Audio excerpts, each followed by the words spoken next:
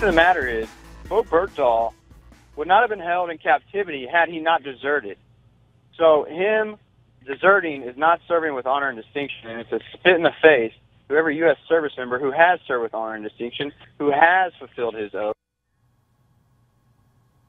All right, that's Cody Full from a previous show who served with Bowe Bergdahl. Joining us now is Congressman Lee Zeldin, Republican from the great state of New York, former U.S. Army intelligence officer and former federal prosecutor. Hey, Congressman, how's it sound?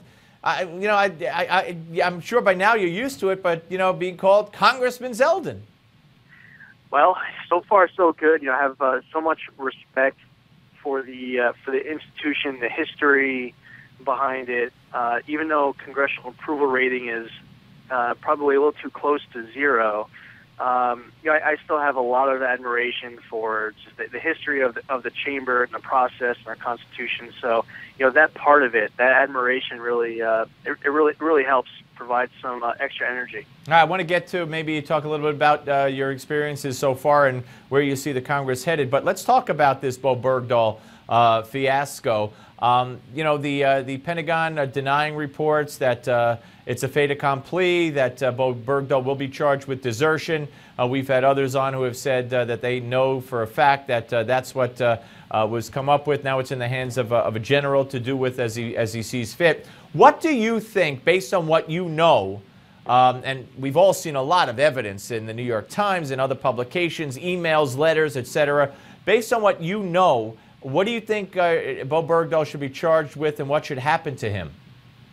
Well, I like that you're asking based on what I know, because of course, as the investigation has taken place, there might be something that would add to whether or not you can prove an element or defend against one. But as far as desertion goes, with him being charged with desertion, the big difference between AWOL and desertion is that when you leave, you don't really have the intent to come back.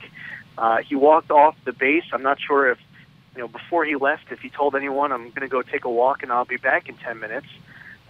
It seems like from what's been out there that, there may be enough evidence to be able to successfully charge and convict him of desertion.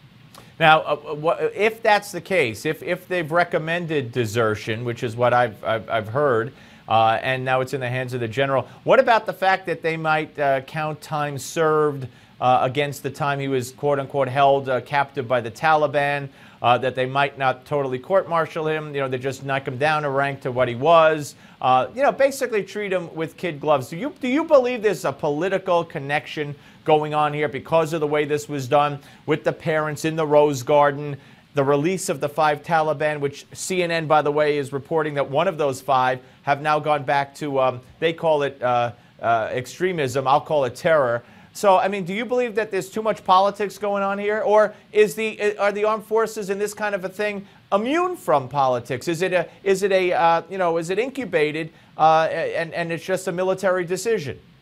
Well, I'll tell you, it should be a decision that is made from the lowest level on up.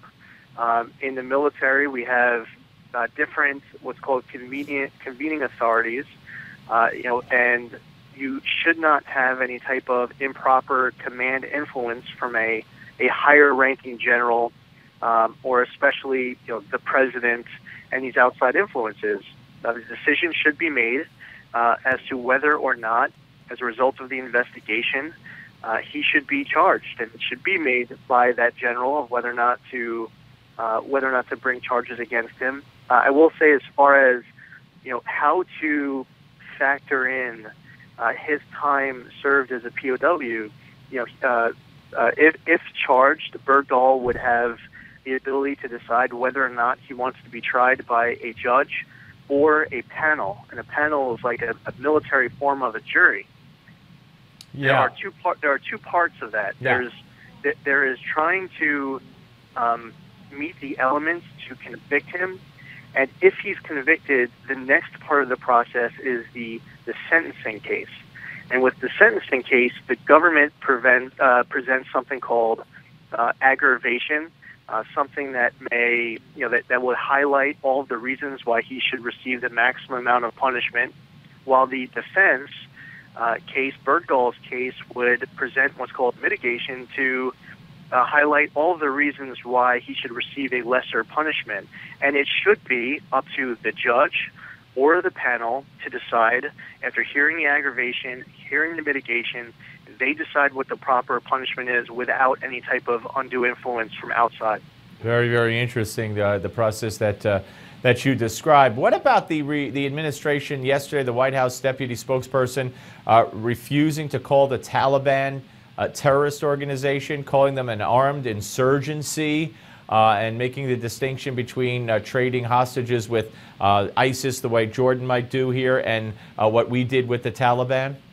Yeah, they really have quite a way with words. They have held so much back in calling a spade a spade. I mean, we are up against radical Islamic extremism. They can't bring themselves to say it. The fact of the matter is, when you have, whether it's the Taliban or if you have a state sponsor of terrorism, you have groups out there like ISIS and Hezbollah and Hamas, call it for what it is.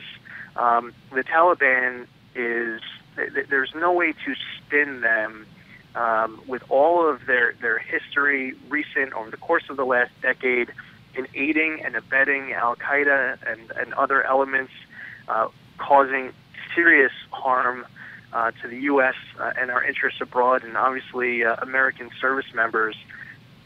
It's very unfortunate that the White House would try to spin this any other way than reality. And they, the Taliban and some of the other entities that I've mentioned are all part of a very dangerous extremist element in the Middle East that is with a goal of wiping Israel off the map, the goal of disrupting America and our interests abroad. So it's unfortunate the White House is playing these games with words. Absolutely. Hey, Congressman, come back soon. We'll talk much more about many other things. And again, congratulations, and I love calling you Congressman. Hey, thank you, Steve. I'll talk to you soon. Take care. Congressman Lee Zeldin, ladies and gentlemen. Great man, served his country proudly in the military and is doing so again after serving in the New York State House as well. Nick Sanchez, our digital reporter, is next. Wait till you hear what goes on the internet.